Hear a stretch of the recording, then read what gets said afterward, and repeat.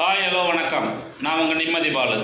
தினமும் ஒரு தகவலில் இன்றைக்கி என்னென்னு கேட்டிங்கன்னா, மழையை நிறுத்துறதை பற்றி தான். இப்போது நிறைய ஆலயங்களில் தேர் திருவிழா தெப்பம் நடக்கும். அந்த நேரத்தில் மழை பெய்யும். அந்த நேரத்தில் அந்த மழையை நிறுத்துறதுக்கு தான் வாயு பகவான் சொல்லக்கூடிய காற்றை நம்ம நிறுத்துறதுக்கு, மழையை நிறுத்துறதுக்கு வாயு மூலையில், அதாவது காற்றுன்னு சொல்கிறது தான் வாயு மூலை. அந்த வாயு மூலையை வர்ண பகவான் சொல்லுவாங்க. இந்த வர்ண பகவானிடம் வேண்டிக் கொண்டு இந்த தெப்பம் திருவிழா நடந்து முடியும் வரை மழை வரக்கூடாதுன்னு சொல்லிட்டு அந்த வர்ண பகவானிடம் சொல்லி முறையிட்டுட்டு அதுக்கப்புறம் அங்கே தேங்காய் உடைச்சி பிள்ளையார் கோயிலில் பிள்ளையார்கிட்ட தேங்காய் உடைச்சி வைப்பாங்க.